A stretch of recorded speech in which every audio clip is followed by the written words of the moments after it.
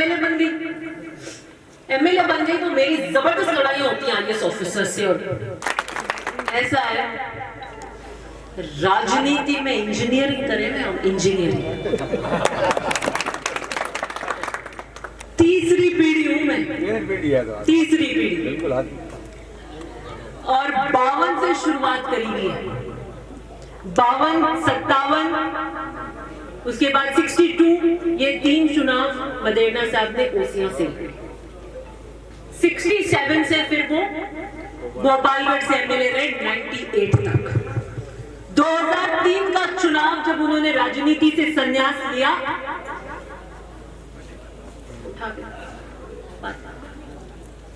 2003 में फिर परशुराम जी मदेरणा की जगह स्वर्गीय महिपाल जी मदेरणा ने 2003 का चुनाव लड़ा। फिर वापस डिलिमिटेशन हुई नहीं हुई।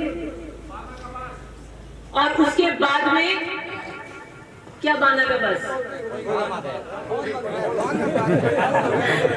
अभी सबसे चर्चित ये बाना का बस। और फिर जब दोबारा डिलिमिटेशन हुआ तो 62 के बाद, कितने गिन के बताना, नए वाले बच्चे बताएंगे, 62 के बाद 2008 कितने साल हुए? 46। कितने दोबारा बताओ? 46 सालों बाद किसान को किसी बेटे ने ओसियां से चुरा लिया। 46 जानते हो, आप समझते हो इस बात? 62 से 46, 2008 46 ईयर बाद किसान के बेटे ने दोबारा चुनाव लड़ा। समझते हो आप इसकी अहमियत? नहीं समझते तो मैं बताऊंगी मार। सुनो सुनो, आप बीच में मत है। करीबन 50 साल ही हो जाते हैं। 52 में जब मदेरणा साहब निकले थे ना चाटी से चुनाव लड़ने के लिए, तो आपको पता है किसान परिवारों की स्थिति क्या होती थी? जानते हो आप क्या होती थी? दोहरी नहीं थी, दोहरी नहीं थी, असंभव थी, असंभव थी। सर पे जूती लेके जाना पड़ता था सामने से पोल के। पक्का मकान नहीं था, हमारी स्थिति नहीं थी,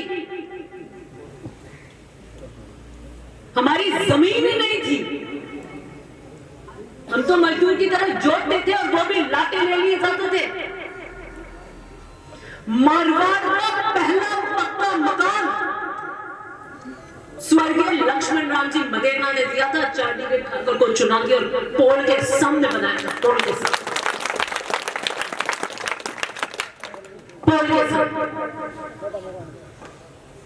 उसके चांदी के कड़े लगाए थे। बहुत संपन्न थे वो। उस वक्त पाकिस्तान हिंदुस्तान एक था। खेती तो होती नहीं थी, पानी था नहीं। मेरे गांव में तो अब 10-15 साल से मूंगफली होने लगी, पहले कोई पानी नहीं था, कोई खेती नहीं होती थी। पशुधन होता था, वो घी का व्यापार करते थे। पाकिस्तान से घी और ड्राई फ्रूट, घी देते ड्राई फ्रूट आते, ये व्यापार करते थे। और उस नागौर से बलदेव राम जी मिर्जा डीजी थे यहां पर दरबार के, और एक लक्ष्मण राम जी चौथीना में यहाँ पे चौधरी बजते थे। खालसा नाम था हमारा। खालसा किसको कहते हैं बताओ? नीचे नवयुवक है। खालसा नाम किसको कहते हैं? जिनको आसानी देनी पड़ती थी, छूट थी। नहीं, वो माफ की भी होती थी, ठाकुर तो चाटी में थे। खालसा और चौधरी थे, दो ही चौधरी थे उसमें संपन्न। जाट वोटिंग के लिए 5 रुपए वो देते थे, 2 रुपए मेरे दादाजी परदादाजी देते थे। तो बलदेव राम जी एक दिन आए, जोधपुर जा रहे थे नागौर से, तो लक्ष्मण जी ने कहा कि आप तो दो 21 रुपए और मैं देता हूं 11 रुपए। और उस जाट में, उस जाट हॉस्टल में मदेरणा साहब भी रहे और नाथुराम जी मिर्धा भी रहे। और बाद में उस जमाने में स्वर्गीय परशुराम जी मदेरणा ने लखनऊ से लॉ करी थी। मुझे नहीं पता आपके ऊपर दाजी कितने पढ़े हुए क्या। उस जमाने में जब शिक्षा की कल्पना नहीं कर सकता था हमारा समाज, और आके फिर वो RSIS उन्होंने क्लियर कर लिया था। तो बलदेव राम जी मिर्धा ने कहा कि ये नौकरी क्या करनी राज की, मुझे समाज की अलग जगाने के लिए परशुराम जी मदेरणा को कहा कि तुम्हारे जैसे नौजवानों की जरूरत है अभी। तो उन्होंने नौकरी को लात मारी थी और जनसेवा में आई। और ओसिया का चुनाव लड़ने जब आते थे तो मतोड़ा में गोलियां चलती थी, गोलियां। ये भूल गए आपके ताबों में पथराव होता था और गांव बांट बांट के बताऊंगा आपको कहां क्या होता था। आप मीटिंग नहीं कर सकते थे, मीटिंग 52-57 इसके चुनाव कैसे लड़े जाते थे पता है आपको? कंबल ओढ़कर गांव गांव ढाणी ढाणी जाते थे और दिया नहीं लगाते थे, इसलिए कि जब दिया जलता था तो दूर तक पता लग जाता था कि वहां उस ढाणी में आज कोई हलचल हुई है। तो सुबह आतंक मचा देते थे, छाले पड़ जाते थे, खून आते थे पैरों से, और एक एक घर जाके कहते थे कि 52 में वोट देना, 57 में वोट देना, अपनी आजादी का अगर कोई रास्ता है तो 52 और 57 में इस तरीके से प्रचार करते थे। वोट दे देंगे, घर में था वोट दे देंगे, पता लग गया तो इस आतंक में वोट निकलता था। अब लड़ाइयां कर रहे हो ऊपर नीचे की, पता नहीं किसकी, किस कुर्सी की, किस दिशा में जा रहे हो, क्या चाहते हो। मैं तो कह दिया भाई आ जाओ ऊपर बैठो आप आराम से, और मुझे कहते तेरे साथ इस मोटोड़ी कुर्सी पे बैठना, मैं तो नीचे बैठ जाती छोटोड़ी पे। मैं तो नीचे बैठूंगी तो भी विधायक रहूंगी, ऊपर बैठूंगी तो भी रहूंगी। वो पट्टो तो खोस नहीं सके, तो खरा ही हो। नहीं सुनो आप, ये जनता के हाथ में होता है, ये जनता के हाथ में होता है कि आपको कहां बिठाए और कहां उतारे। ये पद का घमंड होता है ना, जो ये ऐसे नहीं चलता। मैं बात बता रही थी बीच में कि मैं 2010 में जिला परिषद की सदस्य चुनी गई। तब महिपाल जी यहाँ ओसिया से जल संसाधन मंत्री थे। फिर मैं 13 का चुनाव लीला जी हार गई और 15 में मैं दोबारा जिला परिषद की मेंबर बनी। राज भी नहीं था, साहब भी नहीं थे, तो जो बुजुर्ग थे वो मेरी सुनते नहीं थे, मानते नहीं थे। सही है कि महिपाल जी के साथ रहे हुए करे हुए कि नई बच्ची आई है, इसको क्या पता है। तो मैं साहब से मिलने गई और मैंने कहा कि मेरी बात समझते नहीं है, मानते नहीं है, मैं सही को भी सही समझाती हूँ। तो उन्होंने कहा मेरे साथ भी ये तकलीफ होती थी, जो अभी कह रहे थे ना राय नहीं थी, मैं तो राय लेने गई थी आगे, मेरे को बड़ी तकलीफ होती थी उस वक्त, नए आए थे। तो उन्होंने कहा मैं जब जिला प्रमुख बना तो मेरे भी होती थी कि ठीक है परशुराम जी मदेरणा के पुत्र हैं और जोधपुर के जिला प्रमुख, लेकिन जो 50-50 साल मदेरणा साहब के चले गए तो सोचते हैं तो नए जीत के आए। तो मदेरणा साहब ने कहा तुम्हारी काम तुम्हारा पहचान बनेगी, और बोले मैंने ढानी और मुझे याद है बचपन में होली दिवाली एक भी दिन उनके पास एक एम्बेसडर कार हुआ करती थी, सुबह जाते थे और रात को आते थे और 30 के 30 दिन टूर करते थे। और किसी जिला प्रमुख ने अपने जिले के इतने टूर नहीं किए होंगे जितने मेरे पिता ने किए। उन्होंने कहा मैंने आंख बंद करके सोच लिया कि अपनी जगह बनाए, और उन्होंने मेहनत करी, जनता के बीच में रहे, टूर किए, ढानी में किए, संवाद किया, और फिर उनको प्रमुख साहब बोले पहले मेरे को बोलते ही नहीं थे प्रमुख साहब, फिर मेरे को प्रमुख साहब बोलने लगे। फिर मैं एमएलए बन गई तो मेरी जबरदस्त लड़ाई होती है आईएएस ऑफिसर से, और कहीं ना कहीं आपके काम के लिए। किसको काम के लेके? फिर मैं मेरे पिता से मिली, मैंने कहा मेरी बड़ी एक्सेलरेशन चलती है और मेरे को ये समझते हैं कि ये तो अभी बहुत कम उम्र की है, नई लड़की है, क्या जानती है। तो मेरे पिता ने कहा कि काम से बता सकते हो आप, उम्र से कुछ नहीं, और काम से बताओगे तो उठ के सलाम करेंगे। मैंने ठान ली कि मैंने कहा ये जितने भी है ना धुरंधर, गांठ के नहीं देखे है, हो जाएगा काम, ऐसे ही हो जाएगा। उनको सोच रहे हैं, इनको पता ही नहीं।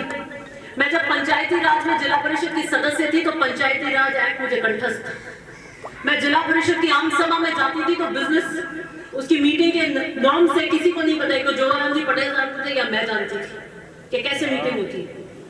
जिला प्रमुख और कलेक्टर को जागने देते थे, क्योंकि जो नियमों का कानून जब तक नहीं जानेगा तब तक आपको अगला वाला जानता है कि इसको कुछ पता नहीं है तो निकाल के नहीं देगा।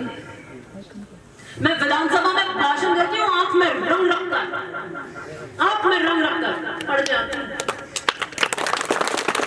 एक नियम जानती हूँ, कानून जानती हूँ, पेज जानती हूँ, अगले की कमजोरी जानती हूँ, और फिर पूरी बात समझ के बात करके फिर निशाना लगाती हूँ। मैं फिर निशाना लगाती हूँ और यही कारण है कि 5 साल के विधानसभा के मेरे कार्यकाल में जो काम मैंने पेन से लिख दिया वो तला नहीं, लोहे की लकीर। इसके लिए तपना पड़ता है, इसके लिए तपना पड़ता है, मेहनत करनी पड़ती है।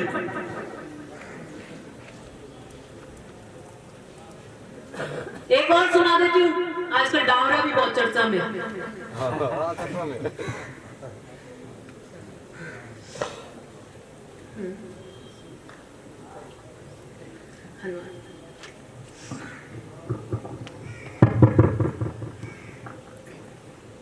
तो एक इंसिडेंट मुझे महिपाल जी ने बताया था कि कुछ एक गांव थे, ऐसे तो हम सरपंचों के चुनाव में कोई हस्तक्षेप बिल्कुल नहीं करते कि गांव की लड़ाई।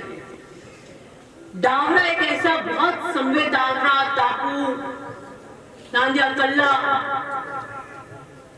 उस पट्टी में ऐसे गांव थे जहां आरएसी की फोर्स लगती थी कितने महीने सरपंचों के चुनाव में।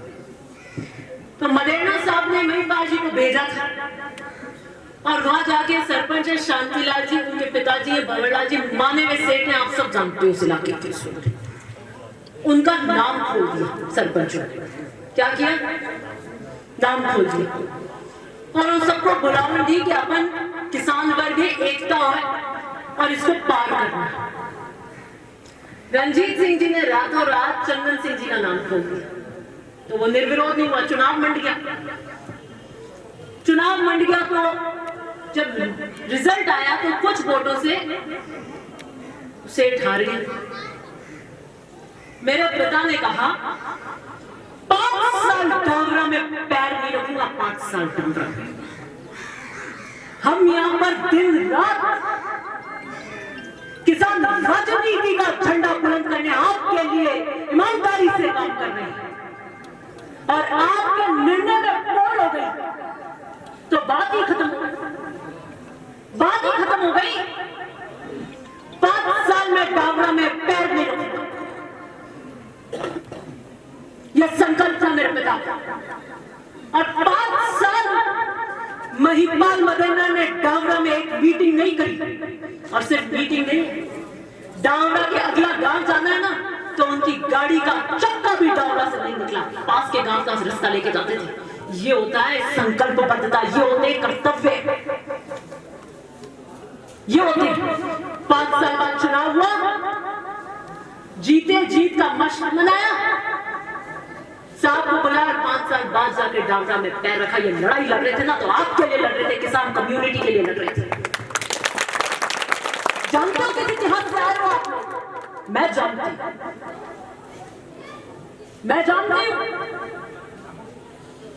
जानती हूं मेरी जड़ों को, मैं जानती हूं मेरी नींव को। यूं पैर रखती हूं ना तो पोल में नहीं रखती, और मैं रखती हूं तो बिल्कुल तटस्थ जमीन पे रखती हूं। यह इतिहास, इसको कहते हैं संकल्पबद्धता। मैंने जब डावरा में 2010 में अपनी मीटिंग ली थी जिला परिषद की, तो मेरी मीटिंग में 5 आदमी थे डावरा। कितने? 3 नीचे बैठे थे, एक चौधरा था और 2 हम ऊपर बैठे थे। मैं 2010 में नहीं आई थी, मुझे पता ही नहीं था कुछ। मैंने वापस जाके साहब से पूछा, मैं कब 5 ही मीटिंग थी, सूचना नहीं हुई, क्या हुई, बेइज्जती हो गई या क्या हुआ? तो मेरे पिता ने बताया कि कई गांव ऐसे हैं जहां मरेना साहब के फोर्स लगती थी, पत्थर चलते थे, पत्थर। क्या चलते थे? पत्थर। और वहां वोट नहीं थे। मरेना साहब ने कहा, वोट लोकतंत्र में तुम्हारा अधिकार है, वोट लोकतंत्र में तुम्हारा अधिकार है, जहां आपका मन है वहां दे, लेकिन मीटिंग नहीं होने तो ऐसा नहीं होगा। वोट तुम्हारे पास रखना, लेकिन कांग्रेस की मीटिंग करके जाएंगे।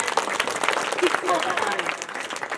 किसको बता रहे? इंजीनियरिंग करके आई, पीएचडी की भी डबल पीएचडी करी।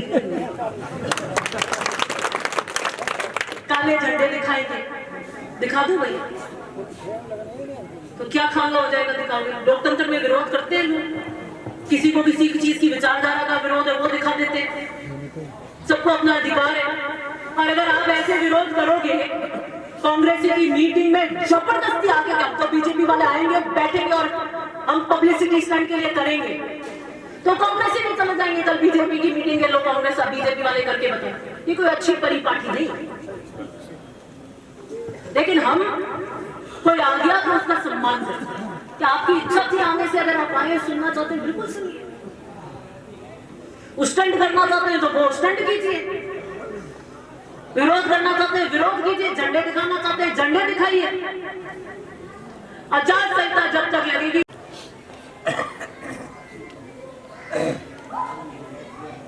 मैं चुन्नी में गांठ बंद कराई हूं, मैं चुन्नी में गांठ बंद कराई हूं मेरे पिता दादा के किसान राजनीति के लिए, पथ पर चलने के लिए। कांटे मिले या फूला हम चल पड़े इसलिए। मैं बिजनेस नहीं करती, व्यवसाय नहीं करती, और 50 साल में हमने कोई व्यवसाय नहीं लगाया। एक बार सरपंच बनते ही आप बताओ क्या होता है, एमएलए बनते ही क्या होता है। 50 साल की राजनीति है, 52 से लेकर अभी तक हमने व्यवसाय नहीं लगाया, हमने राज का दुरुपयोग नहीं किया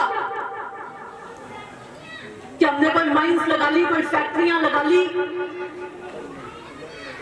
जहां चाइना राज चिड़ी मानता था, ये तूती बोलती थी परशुराम मदेना की राजस्थान के राज। और मेरे पिता जल संसाधन मंत्री रहे। हम जन सेवा के लिए आए हैं और किसान वर्ग की सेवा के लिए आए हैं।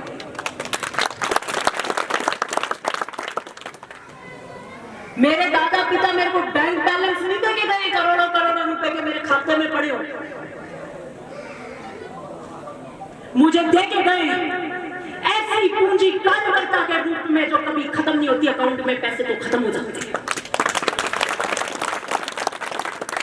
मुझे देके गए किसान राजनीति का झंडा, और मैं सौभाग्य हूं, ऐसे झंडे हर किसी के हाथ में पहुंचते नहीं है। और विश्वास से देकर गए, मुझे देके गए जिम्मेदारी, और जब जिम्मेदारी आती है तो जवाबदेही आती है। ऐसे नहीं उछल कूद गई बांदर बांट,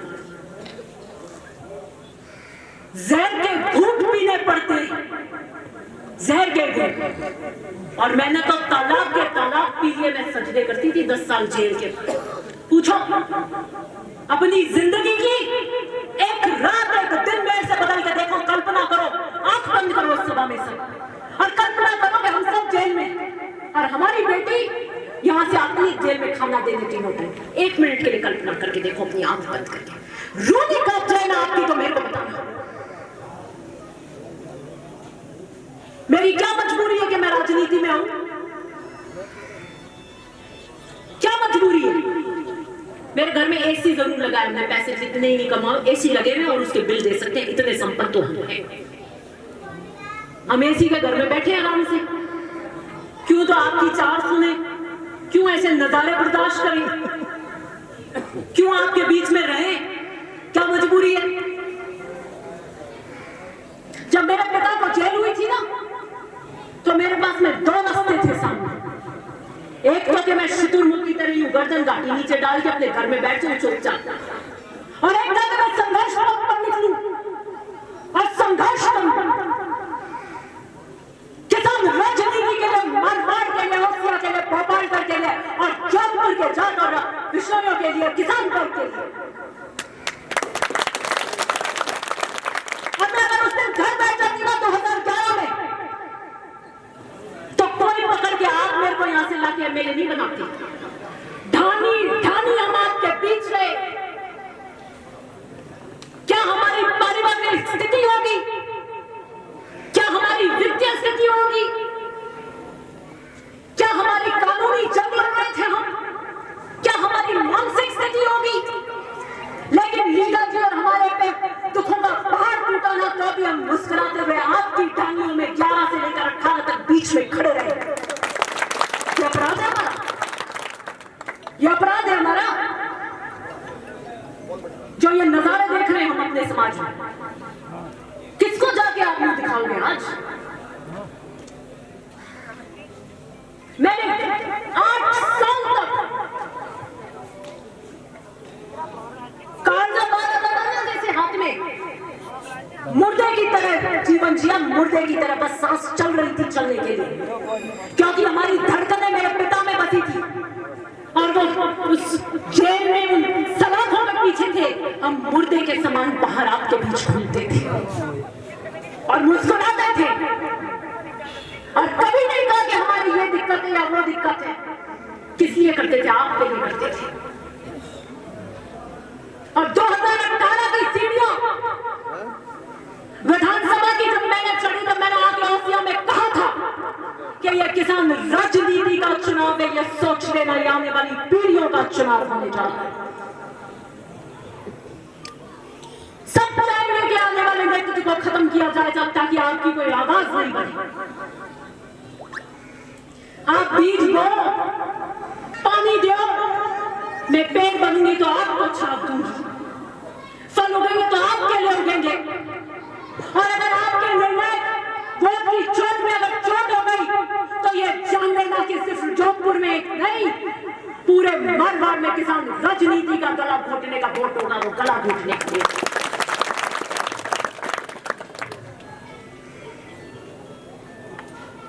गढ़सिंह शिक्षण संस्थान में मीटिंग है नहीं है? मुझे लगता है सब समाज को अपना काम करना चाहिए, सब दलों को अपना काम करना चाहिए, और सब दल, सब समाज को स्वतंत्रता होनी चाहिए। मेरे पास राज का जोर था, राख का जोर था। 5 साल के इस कार्यकाल में यह नहीं कह सकता कि दिव्या मदेना ने बदले की राजनीति करी। ये बाना का बासा। आपकी किन डालियों से मैंने वोट लिए और कहां से नहीं लिए, कितनी जीती हूं, कितनी हारी हूं, आप भी जानते हो, मैं भी जानती हूं। बाना का एक व्यक्ति उठाकर यह कहते कि बदले की राजनीति से दिव्या मदेना ने काम किया, तो बताओ आप किस तरफ जा रहे हैं? क्या राह पकड़ोगे? क्या 4 पोस्ट के लिए, 4 मीडिया के लिए? भूल गए क्या कर रहे हो? पूरा राजपूत समाज आज शंभू सिंह जी पोस्ट कर रहे हैं, सब पोस्ट कर रहे हैं, और एक होकर कह रहे हैं कि हमारे समाज के व्यक्ति की मूर्ति अनावरण है, हम चलेंगे। बिल्कुल, अगर आपके समाज के आपको करना चाहिए, उनके समाज के होकर एक कांग्रेस बीजेपी नहीं करती। आपस में गालियां नहीं दे रहे। ये नहीं कह रहे कि रणजीत सिंह जी को 17 साल परशुराम मदेना ने प्रधान बनाया जब वो यहां से एमएलए थे, और जाटों के वोटों के बिना कोई और दूसरा यहां एमएलए नहीं बन सकता, ना बनेगा। जब मदेना साहब 67 में भोपालगढ़ का चुनाव लड़ा और 2008 में महिपाल जी यहाँ आए, तो ओसिया के किसान वर्ग ने हमेशा यहां से, एक बार बने सिंह जी को छोड़ दो, सबने कांग्रेस के बटन पे खटका दबाया। कोई भी दबाया नहीं दबाया? आप लोगों ने 50 साल तक दबाया था, और 50 साल बाद 50 साल आपने सिर नीचे किए, जब आया खटका दबाया, जब आया खटका दबाया। 67 का दबाया, 72 का दबाया। कितने लोग जीते? 3 बार नरेंद्र सिंह जी भाटी जीते, 3 बार रणजीत सिंह जी जीते। आपने दबाया नहीं दबाया? झटके, लेकिन करीबन 46 साल बाद जब किसान वर्ग की बात आई, जब महिपाल मदेना आए तो उन्होंने सामने पाला मार दिया, आपके 50 साल के वोट को जीरो कर दिया, कुंडे में डाल दिया। सोचा 50 साल आपने वोट दिए, जाट विश्नोई सबने एक होकर दिए नहीं दिए? जाट विश्नोई ऐसी सारी की सारी कम्युनिटी ने एक मुश्त होकर वोट दिए। अब बारी जब आपकी आई तो सामने पाला मार लिया, मांडा नहीं मांडा, तो आप किसका विरोध किया? कहां जाओगे? और ऐसा है, सोने को काट नहीं लगती। मैं तो तब के आई हूं, कोई तो मेरा हाथ पकड़ना चाहता है, कोई मेरे पैर पकड़ना चाहता है, कोई मेरी गांठी पकड़ना चाहता है, पकड़वाती है एक से नहीं, किसी के ताबे नहीं आता, किसी के ताबे नहीं आता, और नहीं आऊंगा।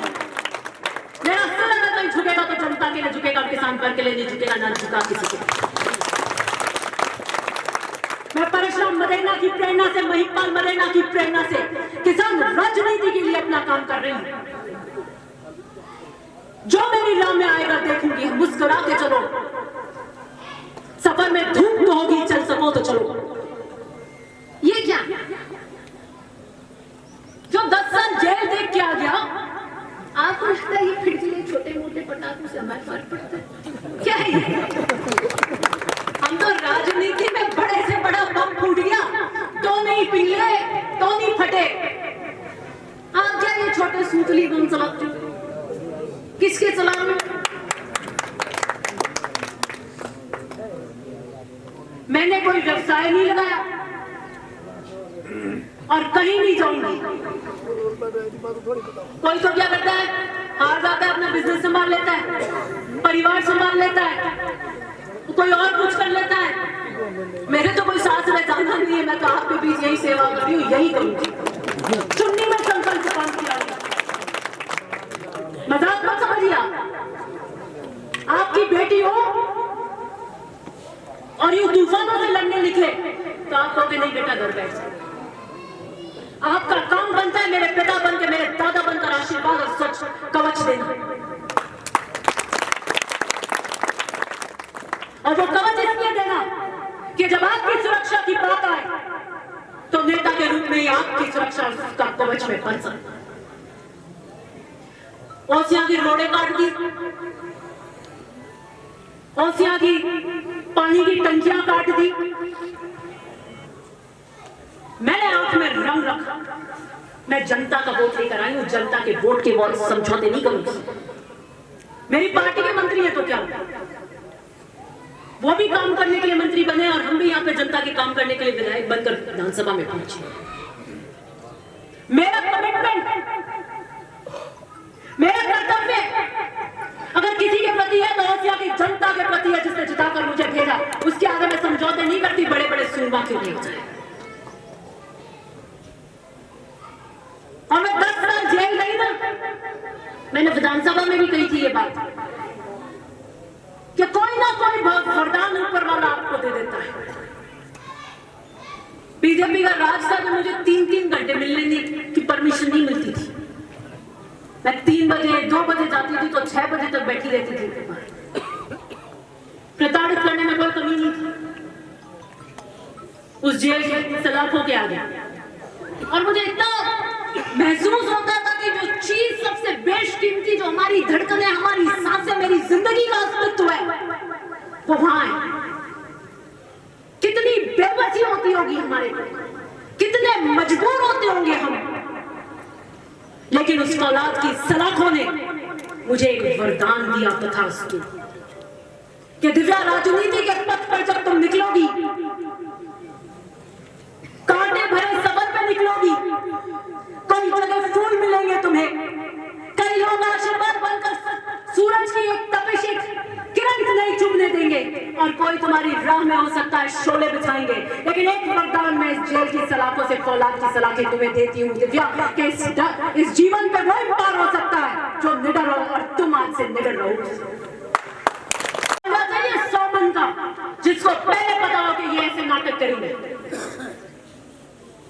काम कर चाहिए 100 मन का, उसको कहना कि यहाँ आके नाटक, मुझे पता था करेंगे। नहीं टावर छोड़ा, मुझे पता था कि करेंगे। तो मैंने कहा नीचे से क्यों करो, यहीं से करो, कैमरे के एंगल इधर है, वहां से करेंगे, कैप्चर नहीं कर सकते तो इधर बुलाओ, फिर इधर से कर लेंगे।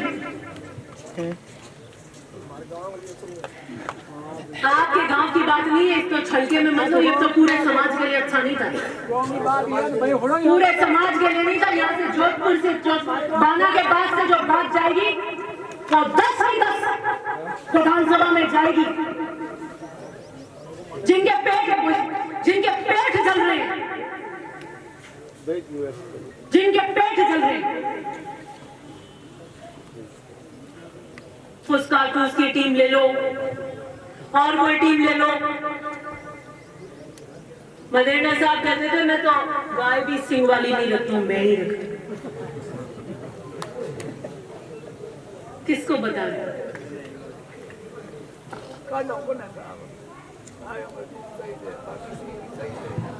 इसलिए राजनीति के वो काल कोठरी और वो अंधेरे देख कर आई हूं, कई बंदी करे उन्होंने ये घर जाना था, गड्डी जो बचत कोई बात नहीं करिए बंद, मैं तो करने आया, आप बंद करे करते बंद छोड़ो भी ना बात,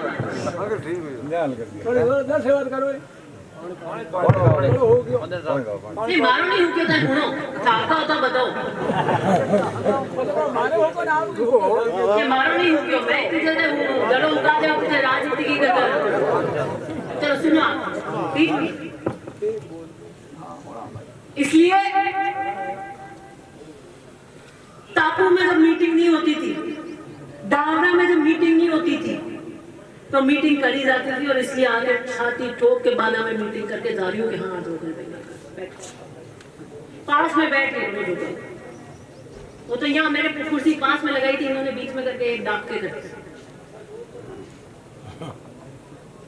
इसलिए चुनाव की रणभेरी बच चुकी है, सारी की सारी टीमें मैदान में उतर चुकी हैं। चुनाव लड़ूंगी कर्ण की तरह। 2004 में जब महिपाल जी मदेना चुनाव लड़ रहे थे ना भोपालगढ़ से, और मदेना साहब ने राजनीति से संन्यास ले लिया था, एक कहानी और बताती हूँ फिर बात खत्म करूंगी। तो मेरे पिता जयपुर गए, मैं कार में साथ गई, टिकट जारी हो गया था और मदेना साहब संन्यास ले चुके थे, इसलिए कोई प्रचार नचार में आने वाले नहीं थे। और अगर वो भोपालगढ़ में आते तो उनको दूसरी विधानसभा में भी जाना पड़ता, और वो राजनीति में नहीं कर रहे थे, और पुत्र के प्रचार का नहीं तो सवाल नहीं उठता, बहुत ज्यादा सिद्धांतवादी थे। तो मैं भी साथ में गई कमरे में, जी हाँ से ज्यादा बोल नहीं सकते थे, इतना ज्यादा डेकोरम था मदेना साहब का। तो महिपाल चुनाव कैसे लड़े, और मेरे पिता ने कहा साहब कर्ण की तरह, शाबाश। कर्ण क्या है पता है? कर्ण क्या है? कर्ण वो है जो राजा के घर में पैदा हुआ, कुंती का पुत्र था, सूर्य के आराधना के वरदान से उसको सूर्य के कवच और कुंडल मिले थे, सूर्य पुत्र था, सूर्य से आप आंख नहीं मिला सकते। लोक लज्जा से उसको गंगा में बहा दिया, और जो घोड़ों वगैरह करते हैं ना, इनके घर उनका पालन पोषण हुआ। राजवंशी था और सूत पुत्र की तरह उसकी जिंदगी निकली। मैं परशुराम मदेना के घर में जन्मी महिपाल मदेना की बेटी हूं, लेकिन संघर्ष मेरा बड़ा कठिन है, कर्ण की तरह। सूत पुत्र की तरह उसकी जिंदगी निकली। वो सर्वश्रेष्ठ धनुधर है, अर्जुन से बेहतर धनुधर। द्रोणाचार्य ने कह दिया मैं सिवाय राजवंशियों के सिखाता नहीं धनुर्विद्या। फिर वो परशुराम जी के पास गए, वहां पे जाके कहा, उन्होंने कहा मैं राजाओं को नहीं सिखाता हूं कि तुम क्या हो, कि मैं सूत पुत्र हूं। तो उनको सिखाया, अभ्यास कराया। वो एक दिन सो रहे थे तो कीड़ा काट गया, क्या काटा, भयंकर दर्द हुआ। उसने कहा गुरु सो रहे, नींद में रोदक हो जाएगा, मैं हिल नहीं सकता। जब वो उठे और उन्होंने देखा घाव और इतनी खून बह गई, तो उन्होंने कहा कर्ण तुम सूत पुत्र नहीं, तुम सूत पुत्र होते तो इतना दर्द नहीं बर्दाश्त कर सकते थे, कौन हो? तो उसने कहा मैं तुम्हें श्राप देता कि मैंने जो भी विद्या सिखाई है वो जब तुम्हारे को सबसे ज्यादा जरूरत होगी तब उस दिन तुम ये भूल जाओगे। युद्ध हुआ, कृष्ण ये जानते थे कि तीर अंदाजे के अंदर अर्जुन कर्ण से नहीं जीत सकता। उन्होंने वो चक्का फंसा दिया, वो चक्का उतारने मिट्टी से निकालने आया तब कहा 5 बार करो। तो देखा मैं निहत्थे पे वार नहीं कर सकता कि 5 बार करो, कर्म करो। और वहां पे वो वार किया, कर्ण की मृत्यु हुई। और जब कर्ण की मृत्यु हुई तो श्री कृष्ण ने भी झुककर नमस्कार किया। क्यों किया पता है? कि कृष्ण कि वो सिर्फ धनुधर नहीं था, उसने कभी सिद्धांतों से सौदा नहीं किया। उस युद्ध भूमि में युधिष्ठिर ने भी अश्वत्थामा बोल के झूठ बोला था, हाथी और वो उसके अंदर। कृष्ण ने भी चाल चली थी कि आप ऐसे कर दो, ऐसे कर दो। एक कर्ण था पूरी उस युद्ध भूमि में जिसने सिद्धांतों से समझौता नहीं किया। वो कर्ण था। कुंती को भेजा कृष्ण ने कि कर्ण को ले आओ। तो कुंती एक दिन गई। जब वो तट के किनारे होता है ना, उसे दानवीर कर्ण कहते हैं, तो वो कभी मना नहीं करता दान देने से। उस वक्त कुंती को भेजा और कुंती को कहा कि मुझे ये दान चाहिए, तुम्हारे कुंडल चाहिए। तो वो खट पहचान दिया। उसने कहा देवी आप कौन है कि मुझे मेरे कुंडल चाहिए? उसने कहा मैं कुंती हूँ और पूरी बात बताई कि तुम मेरे पुत्र हो, मेरे साथ आ जाओ, तुम राजा बनोगे। तो उसने कह दिया मैंने दुर्योधन को वादा कर दिया है। दुर्योधन मेरा दोस्त है जिसने मुझे अंगराज कर्ण की उपाधि दी, जिसने मुझे राजा की उपाधि दी। मैं उस दोस्ती को नहीं छोड़ सकता, मैं उसे धोखा नहीं दे सकता जिसने मुझे जीवन का मान सम्मान दिया। हे माते, लेकिन मैं एक बात कहता हूं, तेरे 5 ही पुत्र जिंदा रहे। तो कर्ण का वध हुआ और वो 5 पुत्र जिंदा रहे। तो मैं जीवन की लड़ाई लड़ने आई हूं, 2023 का चुनाव लड़ूंगी, कर्ण की तरह लड़ूंगी।